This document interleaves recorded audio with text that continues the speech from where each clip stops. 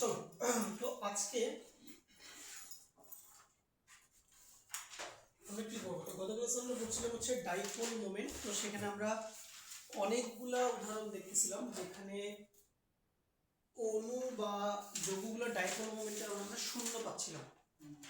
তো আজকে আমরা কিছু এক্সাম্পল প্র্যাকটিস করব যেগুলো ডাইপোল মোমেন্ট আসলে শূন্য আসবে না, যেগুলো ডাইপোল মোমেন্ট শূন্য আসবে না।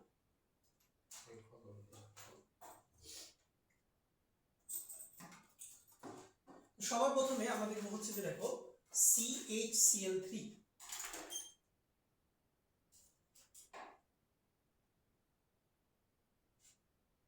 এটা কার্বন, আর তিন দিকে তিনটা ক্লোরিন,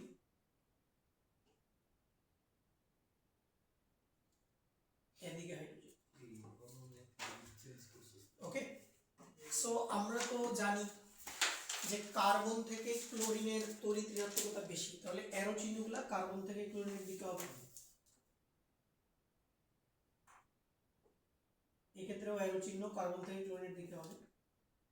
আর হাইড্রোজেন থেকে কার্বনের তড়িৎ ঋণাত্মকতা বেশি, তাহলে এই ক্ষেত্রে অ্যারো চিহ্ন হবে হাইড্রোজেন থেকে কার্বনের দিকে।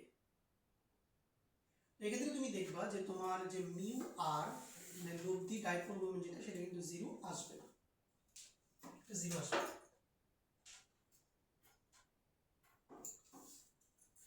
তারপরে দেখো পানি,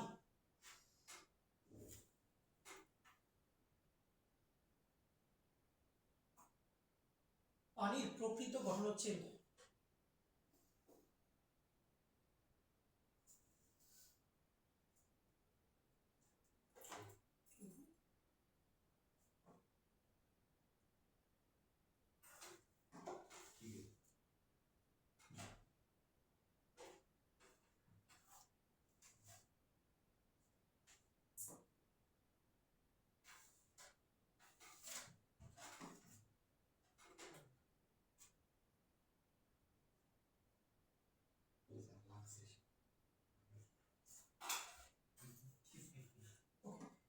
দেখো আমরা জানি পানিতে অক্সিজেন পরমাণুতে দুইটা মুক্তজোড় ইলেকট্রন থাকে। আমি কি বলছিলাম, মুক্তজোড় হলে অলওয়েজ অ্যারো চিহ্ন তুমি মুক্তজোড় থেকে দূরে দিবা। এই মুক্তজোড়ের জন্য তোমার অ্যারো চিহ্ন মুক্তজোড় থেকে দূরে। ওকে, আচ্ছা। আর দেখো হাইড্রোজেন থেকে অক্সিজেনের তড়িৎ ঋণাত্মকতা বেশি, এই জন্য এই ক্ষেত্রে তোমার অ্যারো চিহ্ন হবে হাইড্রোজেন থেকে অক্সিজেনের দিকে, এক্ষেত্রে হবে হাইড্রোজেন থেকে অক্সিজেন। দেখো তো বলো দেখেন আমার কয়টা ভেক্টর আছে এই জায়গায়? মোট 4টা ভেক্টর না? এই যে এটা একটা ভেক্টর, এটা একটা ভেক্টর, এটা একটা ভেক্টর, এটা একটা ভেক্টর। দেখো তো এই 4টা ভেক্টরের লব্ধি আলটিমেটলি উপরের দিকে কাজ করবে না? এই 4টা ভেক্টরের লব্ধি উপরের দিকে কাজ করবে। তো আলটিমেটলি এখানে লব্ধি যে ডাইপোল মোমেন্টটা সেটা কিন্তু উপরের দিকে আসবে। ঠিক আছে? আচ্ছা, হ্যাঁ আসো।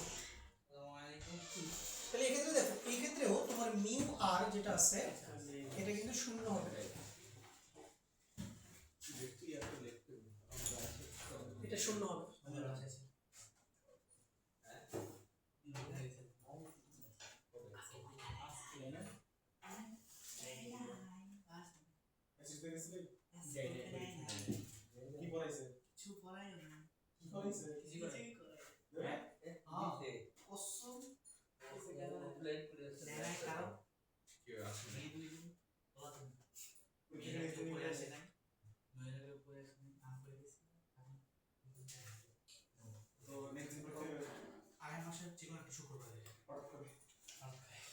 আচ্ছা, এবার আসো SO2, এটাতে আসো।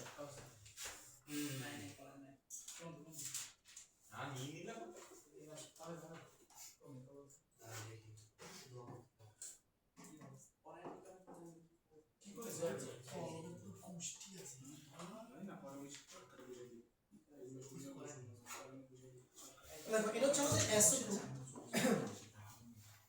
এবং আমরা এটাও জানি এখানে সালফারে একটা মুক্তজোড় ইলেকট্রন থাকে। তাহলে মুক্তজোড়ের জন্য তোমার ডাইপোল মোমেন্ট থাকবে উপরের দিকে, দেখো সালফার থেকে অক্সিজেনের তড়িৎদ্রান্তকতা বেশি, এই জন্য অ্যারো চিহ্ন হবে সালফার থেকে অক্সিজেনের দিকে, অর্থাৎ যার ইলেকট্রোনেগেটিভিটি বেশি অ্যারো চিহ্নটা অলওয়েজ তার দিকে হবে। তাহলে এই সালফার থেকে অক্সিজেন ইলেকট্রোনেগেটিভিটি বেশি, তাহলে এই ভেক্টরটা কোন দিকে কাজ করবে? এই দিকে কাজ করবে। তাহলে বলো এখানে কয়টা ভেক্টর আছে? মোট কয়টা ভেক্টর আছে এই জায়গায়? তিনটা ভেক্টর আছে না? জি, তিনটা ভেক্টর। তাহলে বলো তো এই তিনটা ভেক্টরের লব দিক কোন দিকে কাজ করার কথা? এই তিনটা ভেক্টরের লব দিক কাজ করবে নিচের দিকে, বুঝতে পারছো? এই যে নিচের দিকে কাজ করবে। তাহলে এই ক্ষেত্রেও তোমার মিউ আর এটাও শূন্য হবে না, কারণ ভেক্টরগুলো কাটাকাটি যাচ্ছে না।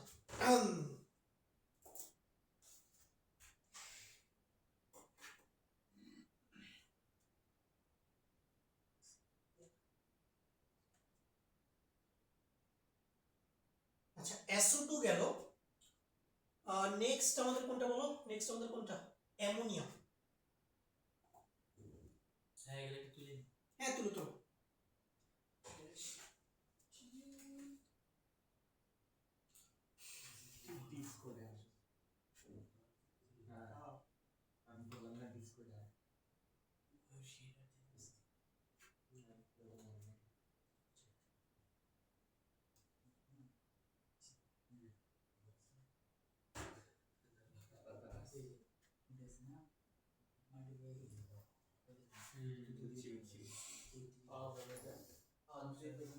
আওয়াজ যাইতে তুই তোর কাজে লাগছে তুমি ডিউটি করছিস তাহলে এত না জানি দেরিতে নিয়ে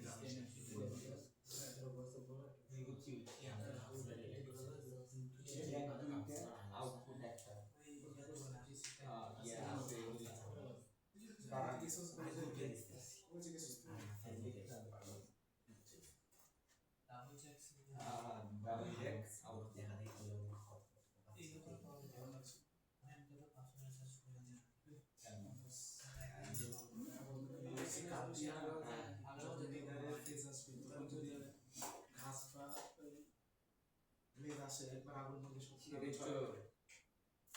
স্ল্যাব নিয়ে স্টোন স্ল্যাব দিয়ে বানানো স্টোন তো কম ওকে আলাদা রেকর্ড হচ্ছে ওই হ্যাঁ পুরো কাঠের বালুগুলো কথা রেকর্ড হচ্ছে পুরো মাইনক্রাফট স্ট্রিম করতে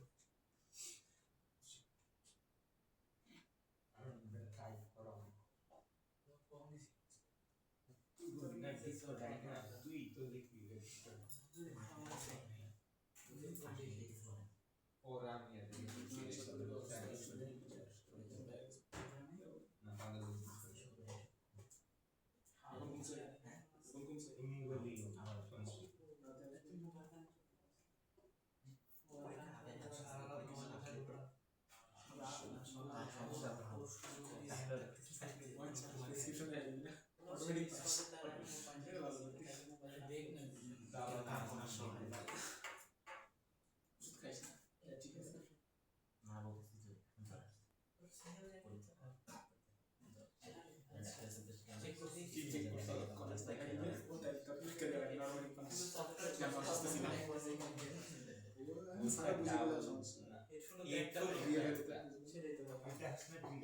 একটা মাইকের জন্য একটা দেখি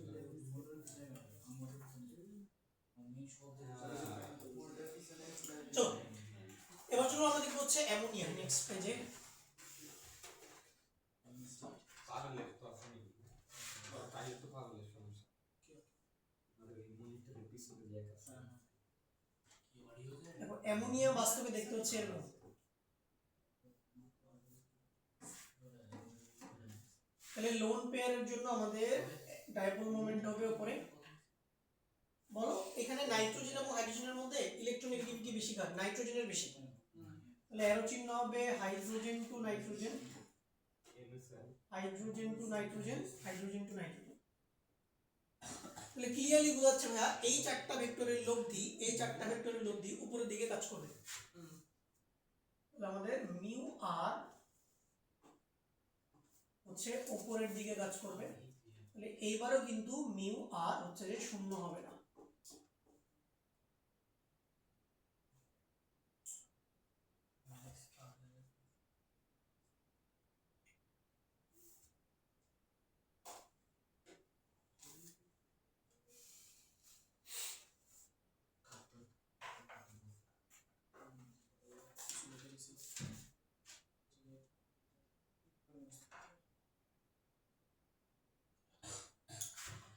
অ্যামোনিয়ার পরে কোনটা আসবে বলো? NF3 আসবে, NF3 আসবে। NF3 কিভাবে আঁকা যায়? নাইট্রোজেন ফ্লোরিন তিন দিকে তিনটা,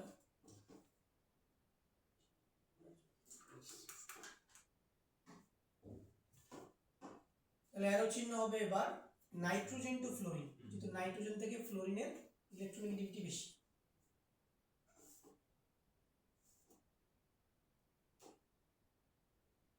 আর লোন পেয়ারের জন্য উপরে দিতে হবে। এবার লব্ধি কাজ করবে নিচের দিকে,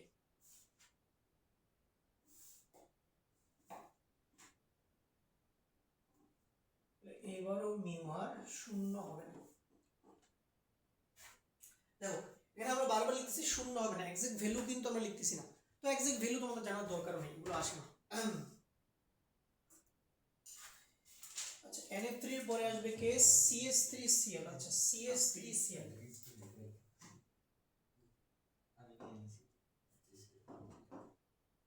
CH3Cl ও বের হয়, উপরে একটা ক্লোরিন, এদিকে হাইড্রোজেন,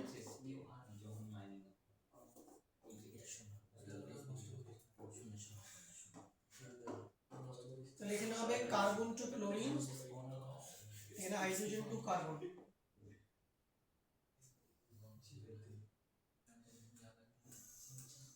তাহলে এবারও mu R will be not equal to 0, এটা।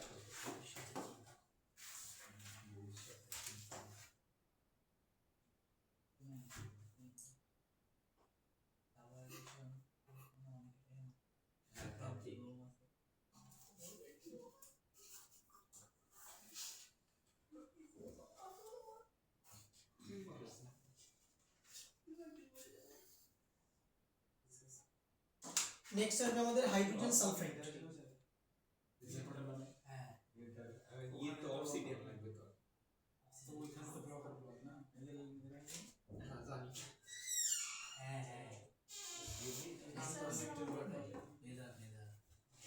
সো এখানে দেখো লোন পেয়ারের জন্য অ্যারো চিহ্ন এদিকে,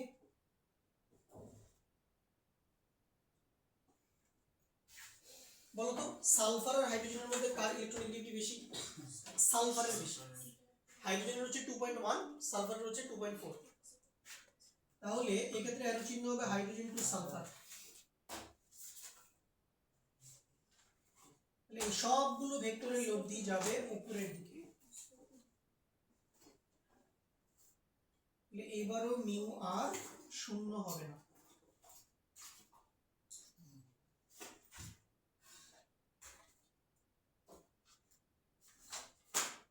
এবার সবার লাস্ট SF4, এইটা থেকে এবার ঢাকা ইউনিভার্সিটির একটা কোশ্চেন আসছে, SF4।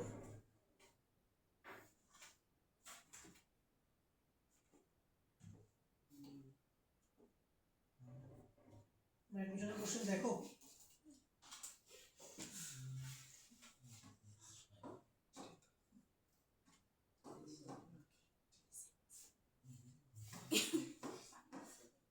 অ্যাডমিশনের কোশ্চেন দেখো নাকি? কই কিসের অ্যাডমিশন? এগুলো আবার কি জিনিস? খায় না পরে যখন কোথাও চান্স পাবো না তখন বুঝবে দুনিয়া কি।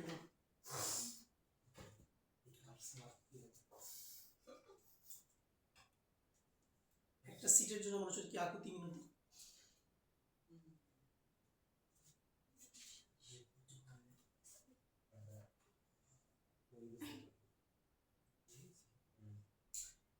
দেখো এটা তো ইজি, লোন পেয়ারের জন্য অ্যারো চিহ্ন উপরের দিকে,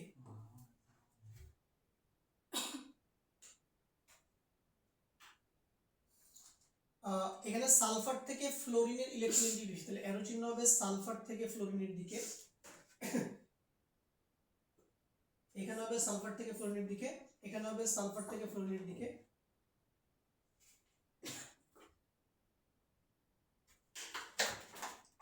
আচ্ছা বলতে পারবা এই পাঁচটা ভেক্টরের লব্ধি কোন দিকে কাজ করবে? নিচের দিকে। গুড। কেন? দেখো এই দুটো ভেক্টরের লব্ধি তো কাটাকাটি যাবে না, এই যে কাটাকাটি যাবে। তারপরে এই দুইটা ভেক্টরের লব্ধি হচ্ছে মাঝ বরাবর যাবে, হ্যাঁ মাঝ বরাবর যাবে। এখন এই লোক মানে এই যে ভেক্টরটা এটা একটু দৈর্ঘ্যে বড়, মানে এটার মান একটু বড়, এটার মান একটু কি লোন পেয়ারের ডাইপোল মোমেন্ট অলওয়েজই ছোট হয়, তাহলে ওভারঅল লব্ধি কোথায় নিচের দিকে যাবে। তাহলে এইবারও আমাদের mu are not equal to 0।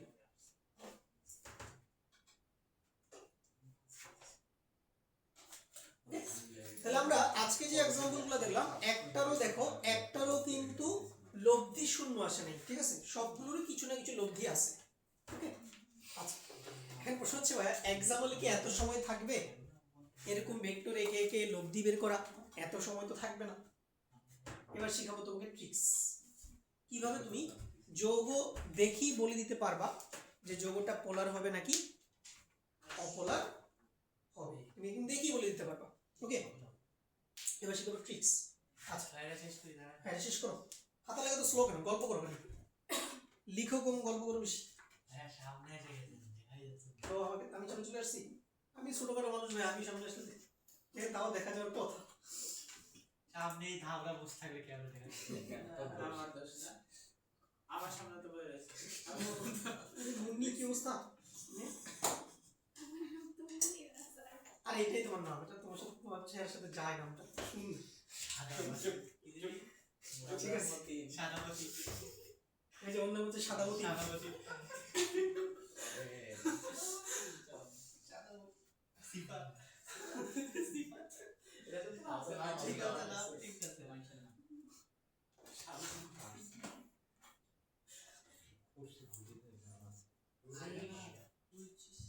সাদা কি ছিল রে ভাই? তোমার কি প্রত্যয় সাহা, প্রত্যয় হাসান, প্রত্যয় কবির, প্রত্যেক অফিস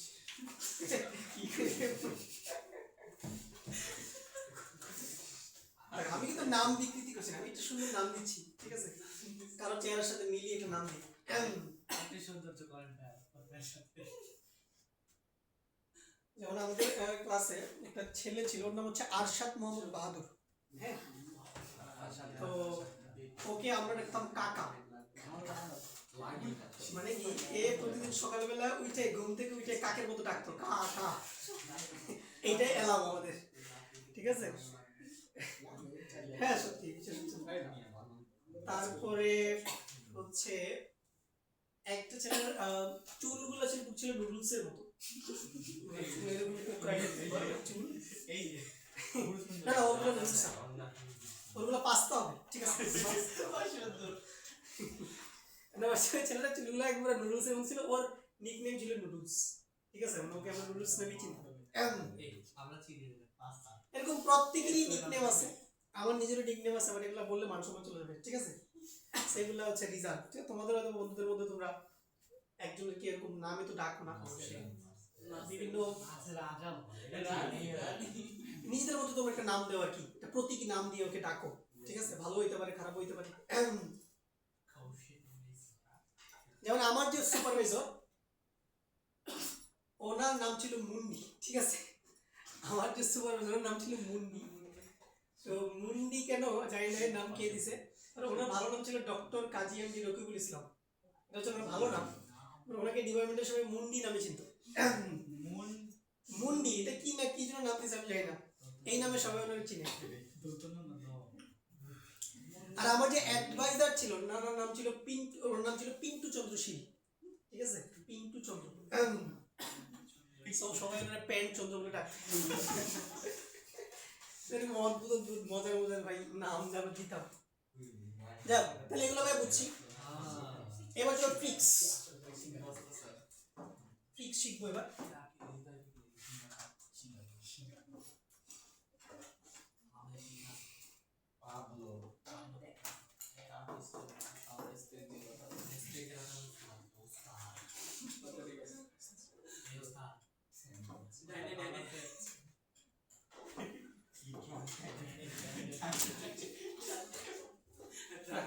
এই ট্রিক্সে তোমার দুইটা পয়েন্ট আছে, লিখো যে কেন্দ্রীয় পরমাণুতে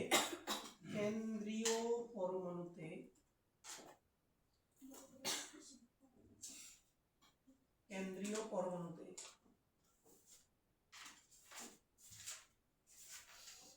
লোন পেয়ার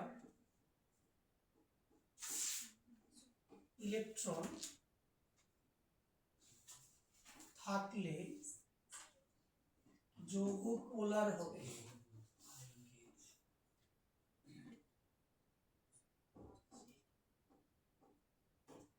পোলার হবে except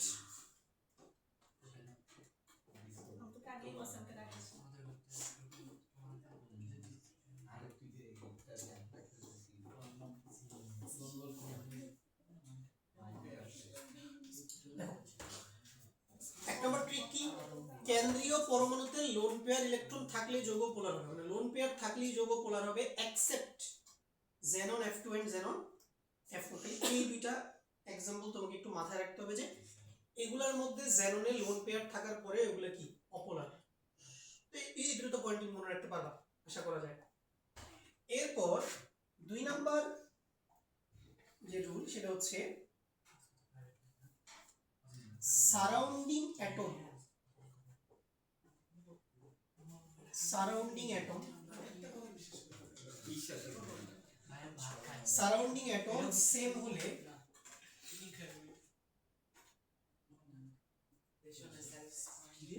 অপোলার হবে।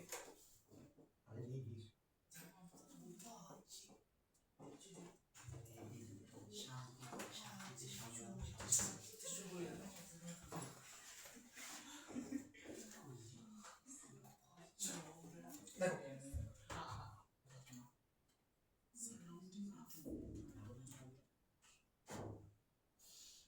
তবে এই ক্ষেত্রে মাথায় রাখতে হবে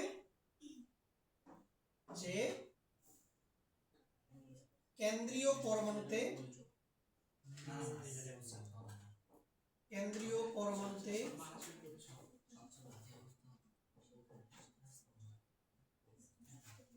লোন পেয়ার না থাকে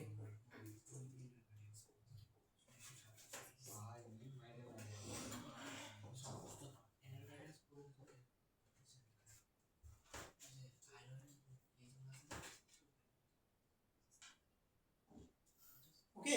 তাহলে আমাদের দেখো দুইটা ট্রিক, কেন্দ্রীয় পরমাণুতে যদি লোন পেয়ার থাকে তাহলে পোলার হবে except xenon F2 and xenon F4। আর যদি কেন্দ্রীয় পরমাণুতে লোন পেয়ার না থাকে, আগে তুমি অলওয়েজ কি চেক করবা লোন পেয়ার আছে কি নাই, আগে চেক করবা লোন পেয়ার আছে কি নাই। লোন পেয়ার থাকলে এই দুইজন বাদে সব কি পোলার হবে, এই দুইজন বাদে সব পোলার হবে। আর যদি কেন্দ্রীয় পরমাণুতে লোন পেয়ার না থাকে, কেন্দ্রীয় পরমাণুতে লোন পেয়ার না থাকে তাহলে কি চেক করব সারাউন্ডিং অ্যাটম সেম কিনা। যদি সারাউন্ডিং অ্যাটম সেম হয় তাহলে অপোলার, সারাউন্ডিং অ্যাটম সেম হলে অপোলার, আর বাকি সব। তো এইভাবে তুমি খুব ইজিলি মনে রাখতে পারো। ওকে, এই দুটো ট্রিক্স দিই। তোমাদেরকে এই কিছুক্ষণ আগে যে एग्जांपल গুলো দেখলাম সেখানে আমি তোমাকে রুলগুলো অ্যাপ্লাই করে দেখাই, তুমি এখন দেখি বলতে পারবা। দেখো এখানে তুমি দেখো পোলার না অপোলার, হ্যাঁ মিউ আর শূন্য হলে পোলার না অপোলার, মিউ আর শূন্য হলে হচ্ছে অপোলার। দেখো এইখানে এই যে এখানে যতগুলো আমরা एग्जांपल প্র্যাকটিস করছি, দেখো যতগুলো एग्जांपल প্র্যাকটিস করছি দেখো তো এইখানে কোনো লোন পেয়ার আছে কিনা কার্বনে, লোন পেয়ার তো নাই। কিন্তু দেখো তো সারাউন্ডিং অ্যাটমগুলো কি সেম, সারাউন্ডিং অ্যাটমগুলো কি সেম না, সবগুলো তো সেম না, তিনটা ক্লোরিন একটা হাইড্রোজেন, তাহলে এটা পোলার হবে। আমি কি বলছি সারাউন্ডিং অ্যাটম সেম হলে, সারাউন্ডিং অ্যাটম সেম হলে কি অপোলার।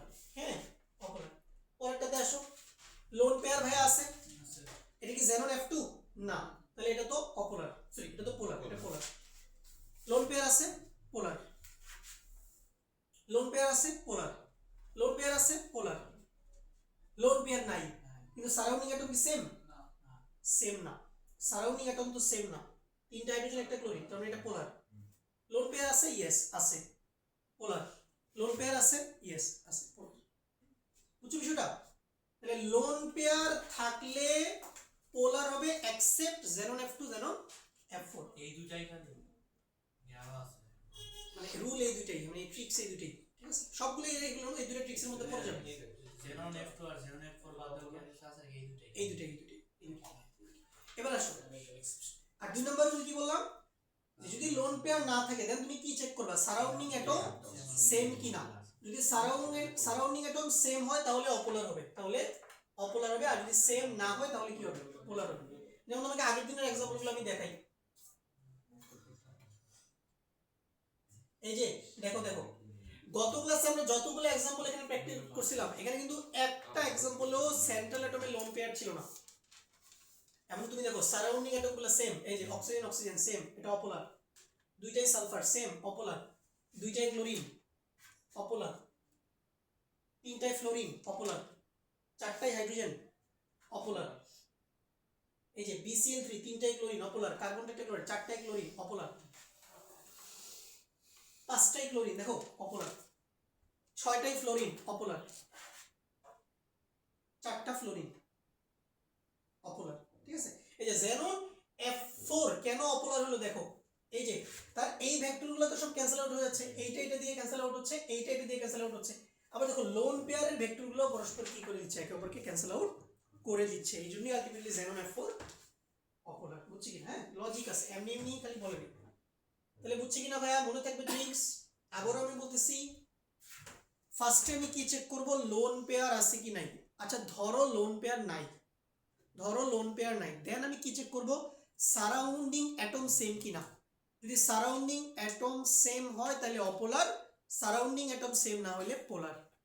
ওকে, এরপর যদি আমি দেখেছি লোন পেয়ার আছে এবং সেটা যদি xenon F2 আর xenon F4 না হয়, চোখ বন্ধ করে পোলার। ঠিক আছে, আর কিছু চিন্তাই করতে হবে না, চোখ বন্ধ করে পোলার।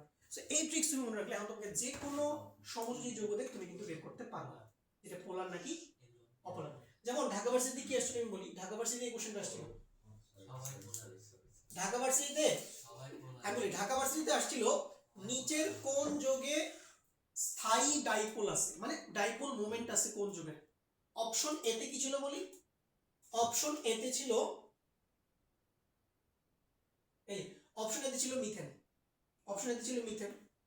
অপশন বি তে ছিল তোমার xenon F2, অপশন সি তে ছিল BCl3, আর অপশন ডি তে ছিল SF4। তাহলে উত্তর কি, SF4। বুঝতে পারছো বিষয়টা? তো তুমি তো এক্সাম হলে এত সুন্দর করে ভেক্টর রেখে আনসার করার টাইম পাবে। ঢাকা ভার্সিটিতে একটা এমসিকিউ আনসার করার জন্য সময় পাবো তুমি মাত্র 45 সেকেন্ড, আরো কম পাবো 36 সেকেন্ড। একটু ট্রিক্স তোমার জানতে হবে, বুঝছি? খুবই মানে ভালো একটা ট্রিক্স, জোস একটা ট্রিক্স, এটা মাথায় রাখবা। তুমি এখন পোলার অপোলার ইজিলি বের করে ফেলতে পারবে। তাহলে ভাই ক্লিয়ার? ঠিক আছে, চলো এখন আসো নেক্সট। এবার আমরা দেখবো ডাইপোল মোমেন্টের কিছু অ্যাপ্লিকেশন। আচ্ছা তার আগে আমি কিছু জিনিস পড়াবো, এটা আমাদের লাগবে। দেখো ডাইপোল মোমেন্টের ক্রম, ডাইপোল মোমেন্ট বৃদ্ধির ক্রম, এই কোশ্চেনটা আসে।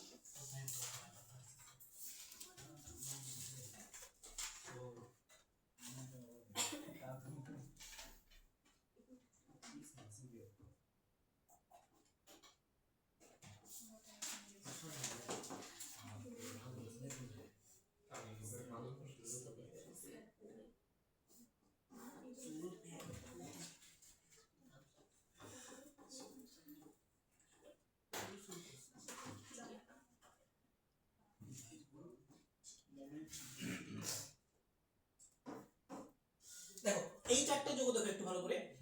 CCl4, হ্যাঁ CCl4 দেখো ভাই, সারাউন্ডিং অ্যাটম সেম, কার্বনে কোনো লোন পেয়ার নেই, সারাউন্ডিং অ্যাটম সেম, তার মানে এটা কি অপোলার।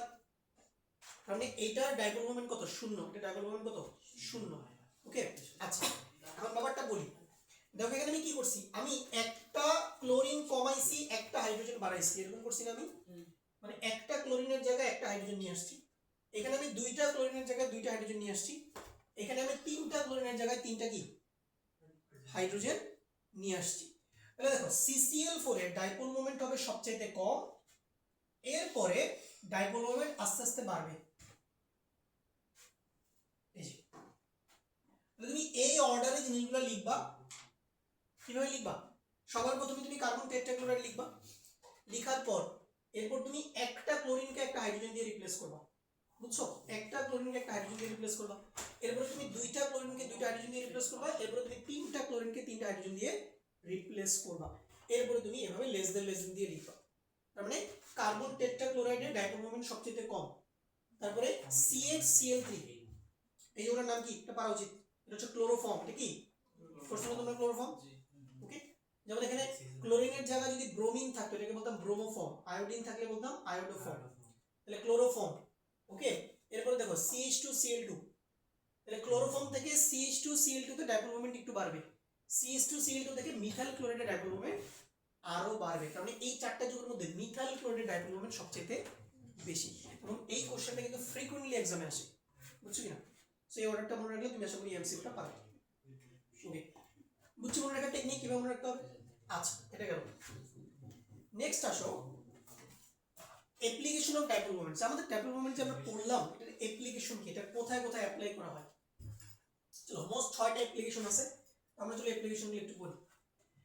এক নম্বর অ্যাপ্লিকেশন কি বলছে দেখো, dipole moment is proportional to delta electronegativity. মানে কি, যে দুইটা পরমাণুর তড়িৎ ঋণাত্মকতার পার্থক্য যত বাড়বে ডাইপোল মোমেন্ট তত বাড়বে। एग्जांपल কি নিতে পারি আমরা? দেখো এখানে আমরা एग्जांपल নিতে পারি HF, তারপর আমরা নিতে পারি HCl,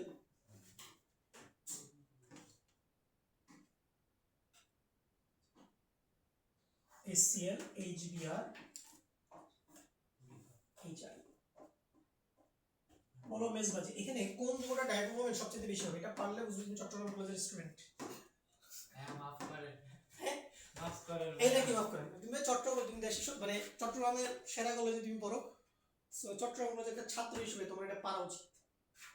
HF, HCl, HBr, HI কোন যৌগের ডাইপোল মোমেন্ট সবচেয়ে বেশি হবে? HF। গুড, ঠিক আছে। কেন HF? কারণ দেখো এটা ফ্লোরিনের ইলেকট্রোনেগেটিভিটি হাইয়েস্ট, হাইড্রোজেন তো সবগুলোর মধ্যে কমন, তাহলে HF এর মধ্যে কি হবে? হাইড্রোজেন আর ফ্লোরিনের ইলেকট্রোনেগেটিভিটির ডিফারেন্স কি হবে? সর্বোচ্চ, তার মানে HF এর ডাইপোল মোমেন্ট হবে সর্বোচ্চ। এটার অর্ডার হবে সবার প্রথমে HF, তারপরে HCl, তারপরে HBr, তারপরে কি HI। তাহলে তোমার যদি এই চারটা অপশনে থাকে, যদি বলে যে কোন যৌগটি ডাইপোল মোমেন্ট হাইয়েস্ট, তাহলে তুমি বলে দিতে পারবে এখন যে ইলেকট্রোনেগেটিভিটি ডিফারেন্স। দুই নম্বর অ্যাপ্লিকেশন কি বলছে দেখো, dipole moment is proportional to number of loan pairs. তার মানে কেন্দ্রীয় পরমাণুতে মুক্তজোড় ইলেকট্রন যত বাড়বে, মুক্তজোড় ইলেকট্রন যত বাড়বে ডাইপোল মোমেন্ট তত বাড়বে। কেন? কারণ আমাদের যে লোন পেয়ার ইলেকট্রনগুলো থাকে এগুলা কিন্তু ডাইপোল মোমেন্টের মানে কিছুটা হলেও ইমপ্যাক্ট রাখে, ঠিক আছে? আচ্ছা, তাহলে এগুলোর एग्जांपल আমরা কি নিতে পারি? এই যে এখানেও তুমি নিবা HF, তারপরে ভাইয়া ওয়াটার, তারপর হচ্ছে অ্যামোনিয়া। আর আমরা এটা সবাই জানি, এটা আমরা সবাই জানি যে ফ্লোরিনে 3টা লোন পেয়ার থাকে।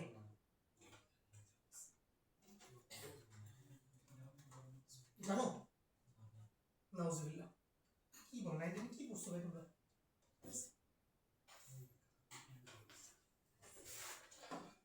পাঞ্চিকা বুঝতে পারছো কেন?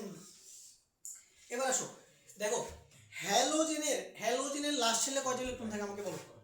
হ্যালোজেনের লাস্ট শেলে ইলেকট্রন থাকে কয়টা? 7টা। 7টার মধ্যে এখানে ফ্লোরিন কয়টা ইলেকট্রন ব্যবহার করছে বন্ধন গঠন করার জন্য? একটা ইলেকট্রন ব্যবহার করছে, আরো তো 6টা পড়ে আছে। 6টা পড়ে আছে মানে কয় জোড়া? 3 জোড়া, মানে 3টা মুক্ত জোড়। তাহলে ফ্লোরিনে 3টা মুক্ত জোড় আছে, পানিতে 2টা মুক্ত জোড় থাকে, এটা আন্দারভূত কানাইও পারে ভাই, ঠিক আছে? হ্যাঁ, এটা না বললে আবার নাইট্রোজেন ভর্তি হবে। আর অ্যামোনিয়াতে নাইট্রোজেনে কি একটা লোন পেয়ার থাকে। ওকে, আচ্ছা তাহলে বলো কোনটাতে লোন পেয়ার বেশি? HF এর লোন পেয়ার হচ্ছে যে সবচেয়ে বেশি, তার মানে HF এর double moment will be maximum. এটা ডাবল মোমেন্ট হাইয়েস্ট হবে। নো না, নাম্বার অফ, নো না এটা, এটা হচ্ছে নাম্বার অফ, এটাকে ভেবে লেখা কি ইংলিশে, নাম্বার অফ লোন পেয়ারস। চলো এটা বুঝে গেলাম। নেক্সট বলছে কোন যৌগ পোলার না অপোলার তা বের করা যায়। কিছুক্ষণ আগে আমরা বললাম যে ভাই ডাইপোল মোমেন্ট যদি 0 হয় তাহলে যৌগটা অপোলার, আর ডাইপোল মোমেন্ট যদি 0 না হয় তাহলে যৌগটা পোলার, এটা আমরা পারি। কোন যৌগে আয়নিক চরিত্রের শতকরা পরিমাণ বের করা যায়, এটা আমরা কিছুক্ষণ পরে তোমাকে ম্যাথ করে দেখাবো আমি। এটা একটা ম্যাথ আছে, এটা আসে। এরপরে 5 নাম্বারটা বলছে দেখো, জ্যামিতিক সমানুগুলোকে আলাদা করা যায়, এটা একটু বুঝি।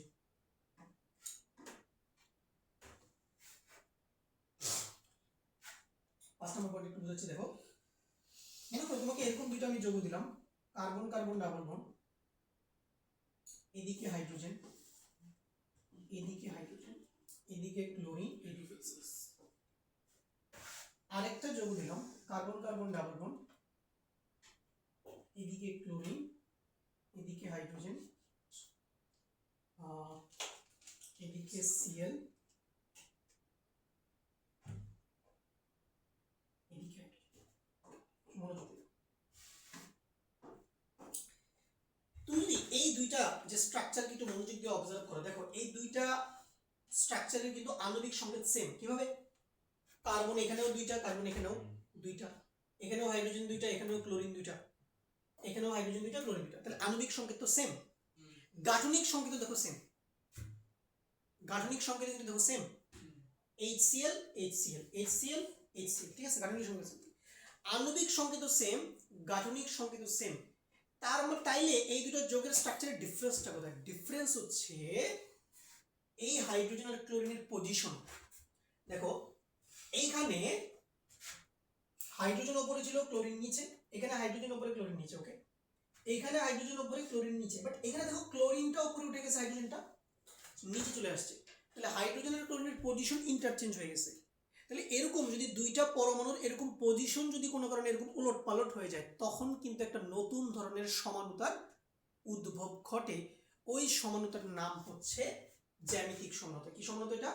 জ্যামিতিক সমানুতা। এটা সম্পর্কে তোমরা সেকেন্ড ইয়ারে অর্গানিক কেমিস্ট্রিতে আরো বিস্তারিত জানতে পারবে। এখন জাস্ট আমি কি বললাম, তুমি খালি দেখবা যে কার্বনের সাথে যুক্ত পরমাণুগুলোর পজিশন কি চেঞ্জ করছে কিনা। হ্যাঁ, যদি চেঞ্জ করে তাহলে একটা জ্যামিতিক সমতার উদ্ভব ঘটবে এখানে। এবার একটা ইন্টারেস্টিং জিনিস দেখো, এখানে দুইটা হাইড্রোজেনই উপরে, দুইটা হাইড্রোজেনই উপরে, দুইটা ক্লোরিনই কোথায় দেখো? নিচে। তাহলে যদি একই জাতীয় পরমাণুগুলা একই পাশে থাকে, যদি একই জাতীয় পরমাণুগুলা একই পাশে থাকে, তখন এই ধরনের সমাণুকে বলা হয় সিস সমাণু। কি সমাণু? সিস। সিস শব্দের বাংলা হচ্ছে একই পাশে। কি পাশে? একই পাশে। এই দেখো দুইটা হাইড্রোজেন একই পাশে, দুইটা ক্লোরিন একই পাশে। আর একই জাতীয় পরমাণুগুলা যদি বিপরীত পাশে থাকে, কোন পাশে থাকে? বিপরীত পাশে থাকে, তখন তাকে বলে ট্রান্স। কি বলে? ট্রান্স। দেখো এই যে একটা হাইড্রোজেন উপরে, হাইড্রোজেনটা আরেকটা হাইড্রোজেন নিচে, একটা ক্লোরিন নিচে, আরেকটা ক্লোরিন কোথায়? উপরে। তাহলে জ্যামিতিক সমতা কয় প্রকার? সিস আরেকটা কি? ট্রান্স। তাহলে দুই প্রকার, cis trans, cis trans, cis trans, cis trans.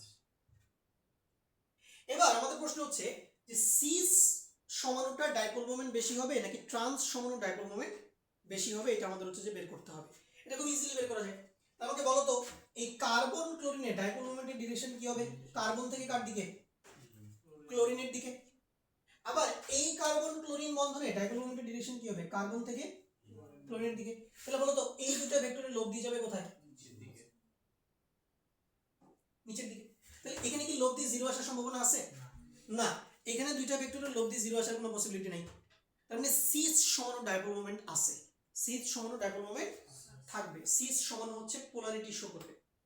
কিন্তু এইখানে আসো, এইখানে দেখো এই কার্বন ক্লোরিন যে বন্ড, এটার জন্য ডিরেকশন কি? কার্বন থেকে কার দিকে? ক্লোরিনের দিকে। এই কার্বন ক্লোরিন যে বন্ড, এটার জন্য ডিরেকশন কি হবে? কার্বন থেকে ক্লোরিনের দিকে। দেখো তো দুইটা ভেক্টর একে অপরকে ক্যান্সেল করে দিবে কিনা? ইয়েস, দুইটা ভেক্টর একে অপরকে ক্যান্সেল করে দিবে। তার মানে ট্রান্স সমানের কোনো পোলারিটি থাকে না। ঠিক আছে, পোলারিটি থাকে না। তাহলে এইটার ডাইপোল মোমেন্ট জিরো হবে না, এইটার ডাইপোল মোমেন্ট কি হবে? জিরো হবে, জিরো।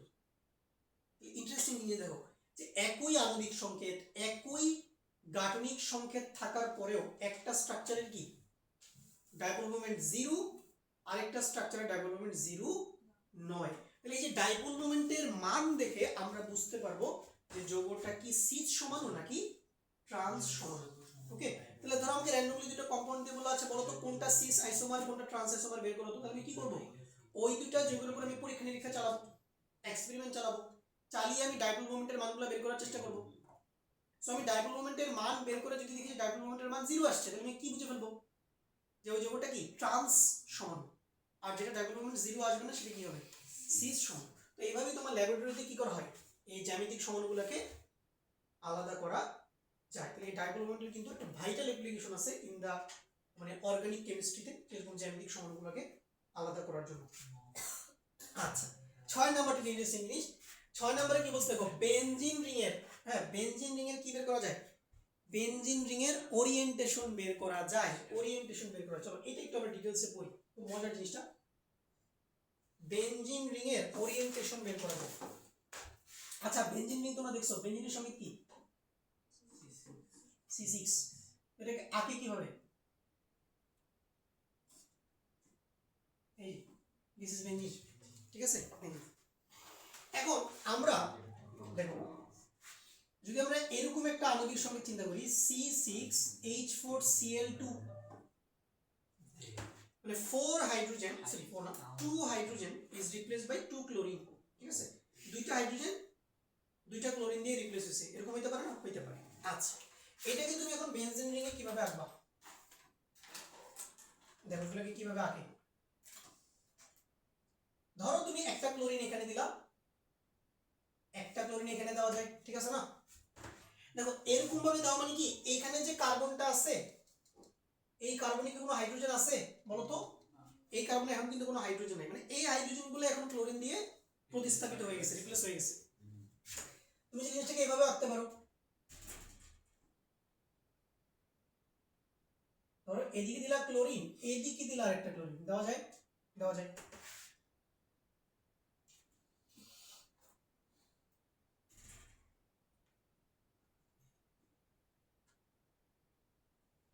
এদিকে দিলে একটা ক্লোরিন, এদিকে দিলে একটা ক্লোরিন, দেওয়া যাবে, দেওয়া যাবে। আচ্ছা এবার তুমি কি করো, তুমি একটা ক্লোরিনকে ফিক্স ধরো, এই ক্লোরিনটাকে ধরো ফিক্সড, এটা ফিক্সড ক্লোরিন,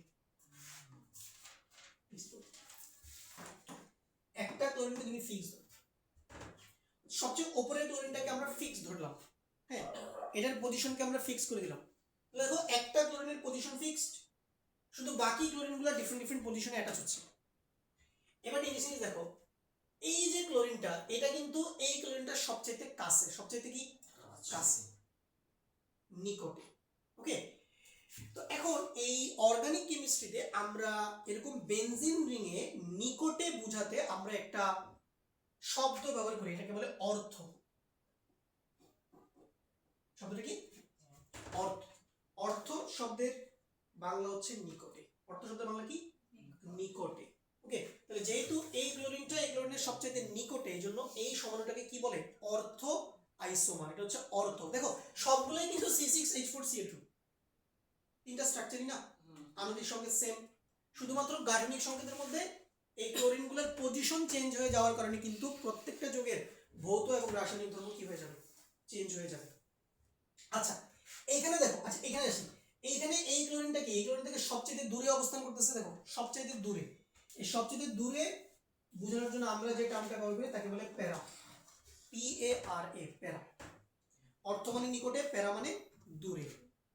আর এই ক্লোরিনটা কোথায় বলো, মাঝখানে না, মাঝখানে, অর্থ আর প্যারার মাঝখানে এটা, এই জন্য এটাকে বলে মেটা, এটাকে বলে মেটা, মেটা মানে মাঝখানে। তাহলে সিরিয়াল হচ্ছে এভাবে, অর্থ মেটা প্যারা, অর্থ মেটা প্যারা, অর্থ মেটা প্যারা, অর্থ মেটা প্যারা। এখন আমরা যেটা করব, আমরা দেখব যে এই অর্থ মেটা প্যারা এই তিনটা সমানের মধ্যে কোন সমান ডাইপোল মোমেন্ট সর্বোচ্চ, এটা এখন আমরা বের করার চেষ্টা করব। সবার প্রথমে চলো আমরা ভেক্টরগুলো একটু দেখাই ফেলি। বলো তো এই যে এখানে কিন্তু কার্বন আছে, দেখো এখানে কিন্তু কার্বন আছে না, আমরা কিন্তু কার্বন লিখি নাই, আমরা কার্বনগুলো কিন্তু লিখি নাই, কিন্তু কার্বন কিন্তু আছে এখানে।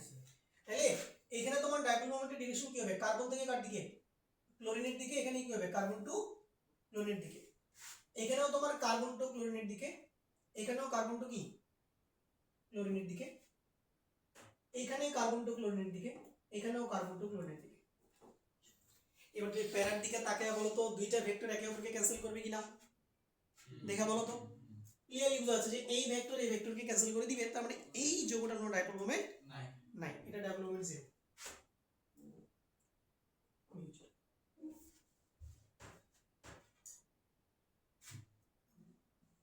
এখন ঝামেলা করে গেলাম, অর্থের বেশি হবে নাকি মেটায়, ঠিক আছে। এটা বোঝার জন্য এখন আমাদেরকে একটু পিছনে ফেরত যেতে হবে। আমি তোমাদের গত দিন আমি ডাইপোল মোমেন্ট বের করার জন্য আমরা একটা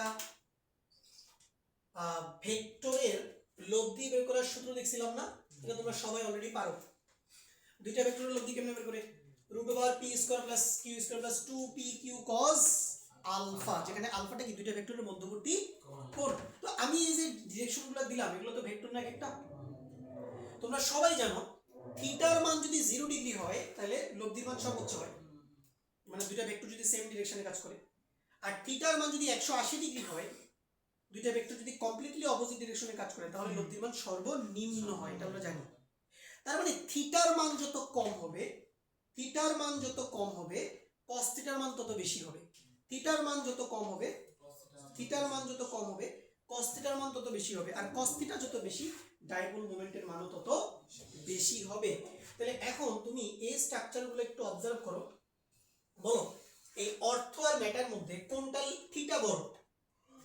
ম্যাটার থিটা বড় না? দেখো এই যে এটা হচ্ছে তোমার এদিকে একটা ভেক্টর আর একটা এদিকে ভেক্টর, দেখো অ্যাঙ্গেলটা কিন্তু অনেক বড়, অ্যাঙ্গেলটা অনেক বড়। তো অ্যাঙ্গেল বড় হলে cos থিটা যেটা আসবে সেটা একটু ছোট আসবে, তাহলে লব্ধির মানটাও কি ছোট আসবে, লব্ধির মানটাও ছোট আসবে। আর এখানে দেখো দুইটা ক্লোরিনের মাঝে যে ভেক্টর আছে ওই ভেক্টরের অ্যাঙ্গেলটা একটু ছোট, আর অ্যাঙ্গেল ছোট হলে cos থিটা বাড়বে, আর cos থিটা বাড়লে লব্ধির মানও বাড়বে। অর্থের ডাইপোল মোমেন্ট বেশি কি অপেক্ষা? মেটা অপেক্ষা। তাহলে mu ortho will be greater than mu মেটা।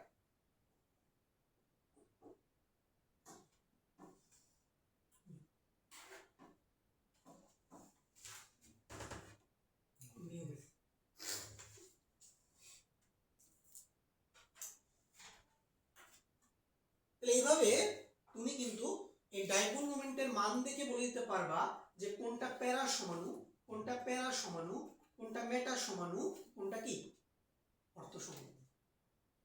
বুঝতে পারছো যে এই জিনিসগুলো কিন্তু তুমি যখন ভবিষ্যতে যদি কোনো কেমিস্ট্রি পড়ো আর কি, আর না পড়লে তো নেই, কেউ পড়ে না রসায়ন, কি রসায়ন হচ্ছে পড়লে তোমার মাথার চুল ছিটতে হবে সারাদিন, ঠিক আছে? ওকে, মাথার চুল ছিটতে, যদি অর্গানিক পড়ো তাইলে হয়তো বা তুমি পাগল হয়ে রাস্তায় রাস্তায় ঘুরতে পারো। হ্যাঁ, আমার সাজেশন থাকবে যেটা ছেলে মানুষ তোমরা পড়বা হচ্ছে PU subject, engineering, CSC, triple E, mechanical, এগুলো পড়বা, ঠিক আছে? এগুলা পড়বা। আর যারা মেয়েরা তো আসলে সবাই মেডিকেলে পড়তে যায়, কিন্তু সবাইকে মেডিকেলে চান্স পাবে? চান্স তো পাবে না। মেয়েরাও পড়ে ইঞ্জিনিয়ারিং, আজকাল মেয়েরাও পড়ে। এই জন্য কেমিস্ট্রি ফিজিক্স আমি পড়তে ডিসকাস করবো। মনে করো তোমার ইন্টারমিডিয়েটে ফিজিক্স অনেক ভালো লাগে, তুমি যদি ইন্টারে ফিজিক্স তোমার অনেক ভালো লাগে, এই আবেগ থেকে তুমি যদি অনার্সে ফিজিক্স পড়তে চাও, পড়তে যাও আর কি, তুমি তোমার জন্য নির্ঘাত মারা অপেক্ষা করতেছে। এইচএসসি লেভেলের ফিজিক্স আর অনার্স লেভেলের ফিজিক্স কিন্তু এক জিনিস না। এইচএসসি লেভেলের ফিজিক্স তো এগুলো দুধ ভাত, এগুলো তো বাচ্চাদের জিনিস, ঠিক আছে? এগুলো তো কোনো ফিজিক্সের ধারে কাছেও পড়ে না এগুলো, ঠিক আছে? এগুলো কোনো ফিজিক্সই না, ঠিক আছে? এগুলো বই করলে মনে হলে কি ফিজিক্স, দূর। আমরা দুধ ভাতের ধরো আমি, আর আমার কাছে ইজি লাগবে কারণ আমি এই জিনিসগুলো অনেকদিন পড়ছি, সবকিছু আমার চোখের সামনে আছে। মানে আমার ব্রেনের ফাংশনালিটি তোমার ব্রেনের ফাংশনালিটি মোটেও একরকম হবে না। মনে করো যে তোমার ব্রেন কিন্তু ধীরে ধীরে ম্যাচিউর হয়। মনে করো তুমি যখন ক্লাস 6-7 এ পড়তা, তখন তোমাকে যদি এগুলো পড়াতাম তুমি আকাশ থেকে পড়তাম, মানে এগুলো কি পড়াচ্ছেন ভাই, সমাধান হচ্ছে। তার মানে তোমার ব্রেন এখন কেপাবল এগুলো হজম করার জন্য, ঠিক আছে? তোমার ব্রেন আস্তে আস্তে ম্যাচিউর হচ্ছে, ঠিক আছে? তো তুমি যখন 4 বছর ইঞ্জিনিয়ারিং যখন পড়ছি, তখন এইচএসসির পড়া এগুলো মনে হইতো এগুলো কি পড়াবে, এগুলো কি পড়ে আসছে, এগুলো কিছুই না। হ্যাঁ, তুমি যখন ভার্সিটিতে উঠবা। তাহলে ভাই আজকে তুমি বুঝছি, আমাদের সামান্য একটু বাকি আছে, ইনশাআল্লাহ আমরা এই জিনিসগুলো নেক্সট ক্লাসে ইনশাআল্লাহ কভার করব। কাগজ করে আমার জন্য চলে যাবো আজকে।